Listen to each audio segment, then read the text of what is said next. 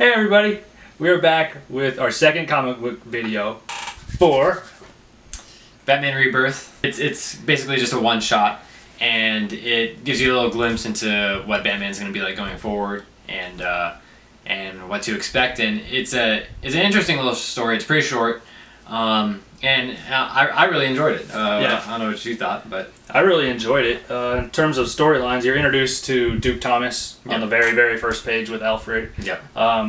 He's kind of the new. I don't want to call him. I guess he is a sidekick, but I think he's going to be bigger than a sidekick at some point. Yeah, it's an interesting conversation that him and Bruce have at one point during the comic, and it's kind of like Duke's like, I don't need to be Robin. Robin doesn't need Batman, and he's kind of unsure of what he wants to do exactly, and Batman's like, well, you're not going to be a Robin, and then he gives him this suit. It's really like crazy looking, and I love the suit for whatever character he's going to be. But the Batman suit in this is so sick. Like, just the way they have the color. I really do love the new Rebirth Batman suit. I know some people I've seen online aren't like in love with it. I love it, honestly. It was a little off-putting at first when it first got revealed, but it's really grown on me. This is like the coolest page. Yeah. Ever. Like the artwork for this page specifically. Yeah. When he's hanging off, like that could be like a poster. Yeah, it's super bad. And if this is what I'm in store for in comics, I'm gonna be really happy. Yeah, it was and really the main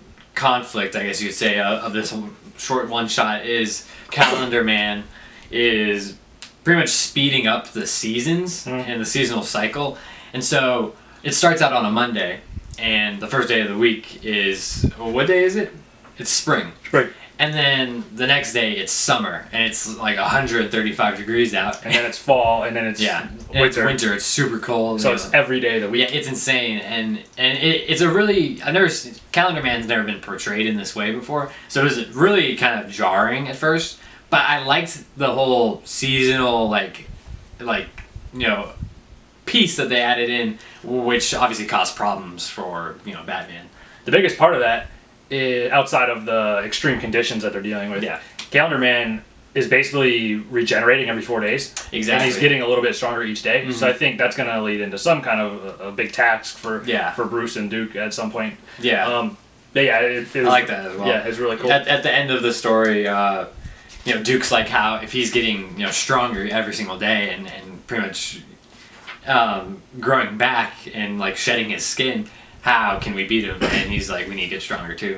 There's a really tense moment in the middle where Bruce is diving, and he's saying, that's a great he's saying, I only have 4 minutes here, we need to really hurry up. And then he's diving down, and they jump like 15, 30, 45, but then it's like 4 minutes, 5 minutes, 6 minutes, and you're like, oh my god, freaking Dad is about to freaking die. Yeah. That was pretty... Yeah, I really liked how they did that, and the colors during it were really nice, and it was just, I really liked this issue. Alfred was in it at the very beginning and at the very end.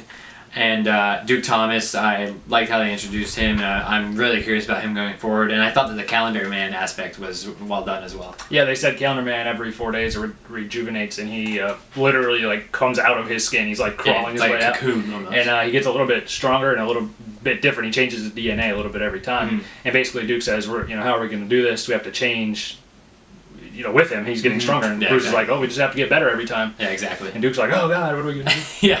And then I don't know. It's just really cool. I think the storyline that they have set up, and they keep alluding to he's changing time somehow. Yeah. Is this a Watchmen thing? Yeah. I don't know.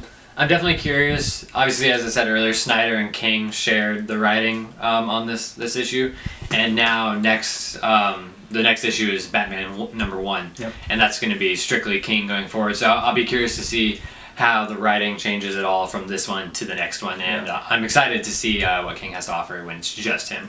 It's hard to review one issue. Yeah. But after coming out of the DC Universe reboot, this is basically the first official Batman one. Yeah. I think it's solid. I'll give it an 8 out of 10. Yep, I agree. I mean, you can't really give it too much more than that. Yeah, I think that's a fair score. Like I said, the art is beautiful. Yep. I told him this is one of the brightest Batman books I think I've ever seen. Usually you're so used to dark, black and gray.